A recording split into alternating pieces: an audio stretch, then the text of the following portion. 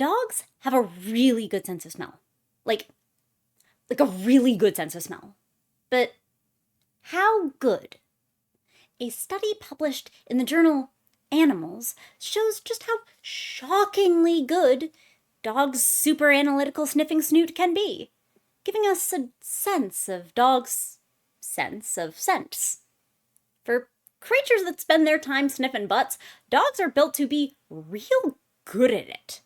Dogs have roughly 40 times the olfactory receptors we do, varying by breed from 125 million receptors up to 300 million in scent hounds like this bloodhound. Dogs have worked cooperatively alongside humans for centuries on centuries as hunting, tracking dogs, and these days there are still dogs trained to smell ignitable fluids, early-stage cancer, viral infections, a bunch of other things. There is even nose sport, which is straight-up competitive sniffing for dogs. And it's got to take a certain sort of human-dog partnership to want to compete with that. But for a certain sort of dog and a certain sort of person, I guess there are dogs who are jocks for smelling stuff. See? It's not all the obstacle course dogs. Nose dogs can be jocks too. Those nose sport competitions use commercial eucalyptus hydrolats, and these researchers decided to use that eucalyptus to find out what the scent detection threshold of a dog can really be. How much could you dilute the eucalyptus before a dog couldn't sniff it out? The test worked like this. They started with the strongest concentration, a stock solution of 0.1 milliliter of eucalyptus hydrolat per liter of water. So like 2 drops in a liter, and the dog would have to pick that cup out of a lineup versus 2 other cups that were just water. They didn't use other scents because the point here isn't about scent discrimination, like is this eucalyptus or is this cinnamon? It's about detection, so is there eucalyptus or not? The dog could indicate that however they usually indicate, nosing at it, pawing, staring, whatever that dog usually does. And naturally, handlers were not made aware of which cup was which. One researcher was also unaware of which cup contained the scent, but was in charge of observing the dog and confirming its indication of choice, while additional researchers were separately in charge of confirming the accuracy, or not, of the dog's guess. If the dog indicated correctly, the team moved down to a 1-fold weaker concentration, so 0.1 milliliter per liter to 0.1 milliliter per 10 milliliter, though not literally. There's a whole protocol here for creating serial dilutions for reasons that will soon become clear. The dog scores on that concentration, then they're not into the next one, and so on. But if the dog indicates the wrong cup, the cup that only has plain water, that's it. No best 2 out of 3, it's 1 wrong, and you're out of here. Which the authors acknowledge is not going to yield the most accurate threshold. You might want to test a bunch of times to confirm that. But this design also means there's no whiffling about whether ambiguous results truly represented the dog's detection. All right, time to line up all those dogs who compete in nose sport. We got 12 dogs of various breeds, male and female, different ages, some neutered, some not. All had familiarity with scent detection training. After all, my dogs wouldn't know to paw at a cup that contained a scent or anything, so the dogs at least have to be trained enough to know how to play the game. 3 were competitive contestants, the jocks of our story, and almost all of them were at least hobbyists in nose sport competition. Some of the dogs were trained to find mushrooms, some to ID and track humans, and pretty much all of them had been trained on eucalyptus and other nose sport scents like bay leaf and lavender. Of the 12 dogs in the first study of these manuscript, a quarter of them could only correctly identify the eucalyptus at the stock concentration of 2 drops per liter, 1 to 10 to the 4th. Another quarter made it 2 more orders of magnitude, 1 to 10 to the 6th, another quarter to 1 to 10 to the 8th, which is, if you're keeping track, a concentration the equivalent of detecting 2 drops in 10,000 liters of water. A couple of our dogs, including one of the contestants in nose sport, even made it to a concentration of 1 to 10 to the 10th, which is like those 2 drops, in a medium-sized swimming pool. But of course, no sports story would be complete without an underdog. Our pupper protagonist is identified in the paper as a Spanish Galgo mix, and while they did not give me a picture of the actual dog in question, here's a Galgo looking a bit like a goober to give you an idea of what kind of dog we're talking about. What a baby. Also known as the Spanish Greyhound, the Galgo is a sighthound, meaning that they are bred to catch sight of prey and zoom after what they saw. Not tracking dogs, not scent hounds, not especially notable in the sniffing department, though these snoots are pretty majestic. The subject, called Dog 1 in the study, like all the other dogs, did have experience in scent detection, including tracking rats, identifying mold and bed bugs, detecting carpet floor glue, and even early-stage cancer. But he had never competed or trained for dog sports. Though clearly trained by his handler in real-life scent detection, he was one of the only dogs that had never been trained on eucalyptus as a scent. Because of that lack of familiarity, his handler was permitted a few minutes and 5 quick rounds of training to familiarize the dog with the scent using a clicker and some rewards. So, if our underdog started with a stock concentration of 1 to 10 to the 4th, and you've got these experienced like shepherd mixes and Mittelspitzen coming in at 1 to 10 to the 10th, how far did our underdog get? He correctly indicated detection of eucalyptus hydrolat at a concentration of 1 to 10 to the 22nd, or 1 to the 10 sextillionth. Humans are bad at conceptualizing very large or very small scales. You may have heard how bad we are at the difference between millions and billions, let alone billions and trillions, where that stack of bills next to the dude is a million, and that pixel of a man next to a warehouse of Benjamins is a trillion. Big numbers get very big, very quick, and I'm here to tell you that trillion is 10 to the 12th. And again, this dog could smell eucalyptus hydrolat at a concentration of 1 to 10 to the 22nd. You need to look at that warehouse stack of Benjamins and imagine 10 billion of those warehouse stacks, which, realistically speaking, I can't imagine at all. I tried to find a picture like that to show the scale of what we're talking about. So there's this old 1977 video, Powers of 10, that I watched in middle school science class. It's scaled based on meters, and here at 10 to the 22nd meters, we are a million light years away from Earth. That little dot in the middle there, that's our entire galaxy. I said our original dilution was 0.1 milliliters, or 2 drops per liter. The dilution this dog correctly identified was like if those 2 drops were in a body of water 8 times the volume of Earth's entire ocean.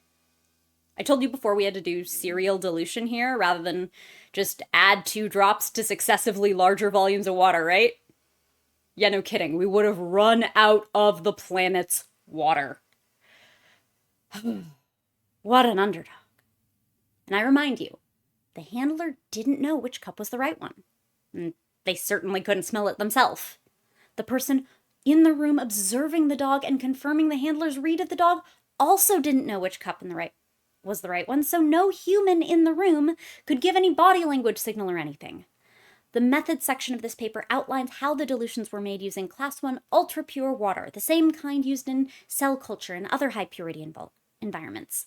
And the mixes were prepped in a separate room, with the preparer using fresh sets of gloves between dilutions. Like, if you're trying to think of how the dog might still have smelled it, I guarantee you, the study's authors were too, and if it were somehow detectable, I mean, surely our experienced contestant jock dog would have detected that as well, right? The second of this paper's 3 studies is unabashedly. So, our underdog scored an absolutely wild result, so we retested him under the same conditions. Study 2 showed it was a fluke, right?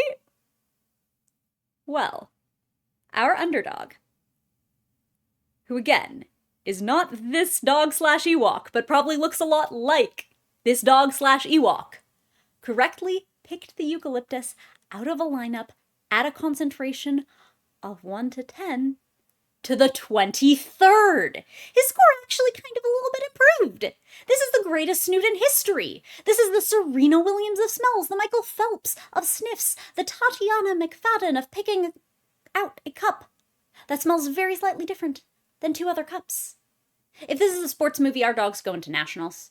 And while it's extraordinarily improbable that our dog might have happened to guess right a bunch of times, it's substantially more improbable for that dog to do it twice.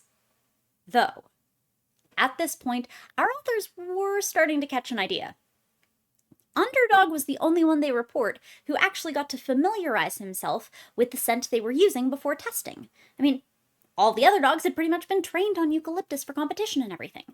So, our authors chemically analyze commercially available eucalyptus hydrolates using nuclear magnetic resonance, or NMR, spectroscopy. They find that formulations and concentrations vary substantially. And as Underdog's sensitivity indicates, the variations are more than enough to possibly throw these trained dogs off the scent. Sure, it's eucalyptus, but it's not their eucalyptus. Some of those more experienced dogs may have been thrown off by their own training because that eucalyptus they trained so specifically for wasn't the one they encountered in the study. And as the authors point out, training on a variety of scents, like our Underdog and his real-life smell skills, can then help dogs quickly learn to identify and indicate new smells. I guess it's like foreign languages like that, the more you learn. But before we move on, quick note about NMR spectroscopy. It was performed on stock concentrations of those commercial eucalyptus hydrolates, but if they'd used an NMR to analyze the eucalyptus water at our dog's final dilution, the NMR wouldn't have been able to detect it. Not by many, many, many orders of magnitude. Liquid chromatography mass spec couldn't even detect it. Again, by orders of magnitude. These are the kind of tools that a research university may have. Heck, there's at least one YouTuber with his own personal NMR. Shout out Nile Red. But our Underdog's results indicate that dogs' sense of smell beats out some pretty sophisticated tech.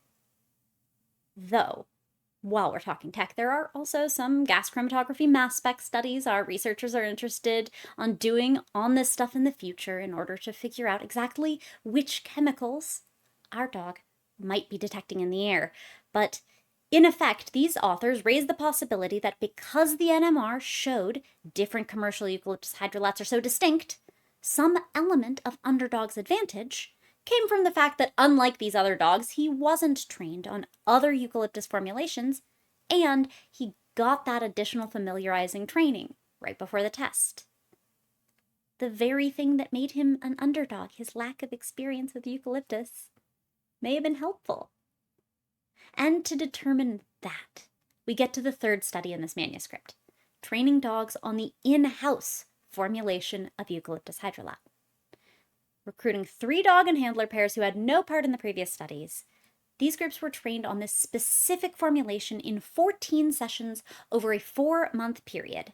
Some had previously been in nose sports and knew eucalyptus. At least one, like our Underdog, had not. Then, they were tested at a totally different facility from the first 2 studies. Now, with months of training, now we start to see numbers that are much closer to the Underdog. One posts up detection at a concentration of 1 to 10 to the 17th, another at 1 to 10 to the 19th, another comes in at 1 to 10 to the 21st. Compared to the first study, these dogs are pulling down results that, again, beat out standard LC mass spec for sensitivity, and having a few more results like these gives us confidence that perhaps Underdog's results aren't wildly anomalous and that really, dogs' threshold for scent detection can be in the 1 particle per sextillion kind of range, which is frankly incredible, and ultimately the take-home scientific finding of this story. Only, there's just one more piece to study 3. In addition to the 3 new dogs, they brought back the underdog for testing. They wanted to see how he'd do in a different environment than his first 2 studies. After all, maybe it was something about that specific place? Unlike the other 3 dogs, he didn't get the months of training. Just like the first 2 studies, he showed up on the day of the test. He and his handler got 5 rounds of clicker training with the scent before testing. Then it's go time. In this new facility, he came in, did his quick training sniffs, detected the eucalyptus. Even in the 1 in 10 to the 21st dilution. Yeah. He matched or exceeded every single dog tested in this study, even dogs who got months of additional training on this specific chemical formulation. His results stayed pretty gosh darn consistent across the 3 studies. He's an underdog, yes, but he's also just the goodest scent detection good boy. Why was he such a strong sniffer? That's certainly an interesting scientific question. Again, some breeds of dogs have more than double the olfactory receptors of other breeds, and our underdog is a sighthound. Again, not this particular sighthound, but who could look like this particular sighthound. So there's no reason to believe that his advantage came from some breed-specific course over compared to the scenthound beagle from study 1. But that's where the science leaves us, that dogs are capable of some incredible feats of sniff and, with training, can detect impossibly subtle scents. Now, what we've learned isn't necessarily a universal number. The threshold will vary from chemical to chemical as different volatile organic compounds bind to olfactory receptors with more or less affinity, and these things will change in different environments. Let me tell you, the discussion section was pretty sheepish about failing to measure parameters like facility temperature and humidity, since those affect the diffusion of volatile compounds from the cup into the air. In fact, sensitivity may change over time for specific molecules in the dog's snoot itself, as some rodent studies have indicated, and may account for some element of the dog's performance with training. These are future questions, all. But our underdog set a pretty convincing minimum threshold to start answering all of those questions, which gives us some extraordinary insight into what dogs may truly be capable of. Suddenly, those amazing feats of smell that are reported seem so much more plausible. Hopefully, we'll take this astonishing finding as an opportunity to further test what dogs may be capable of and how they process scent. Like, do they just have all the information at once all the time blasting at them? Do they have tremendous olfactory processing focused to narrow in on one specific scent at a time? These were always questions in canine physiology and sensory processing, but at this level of sensitivity, those questions seem even more remarkable and worth investigating. And whatever he's up to right now, I hope that Spanish Galgo mix underdog is doing well. Still, unfortunately, not this Galgo either, but I bet he enjoys scritches just as much, and I hope he's getting them because they're well-deserved. What a good dog, bringing us some science.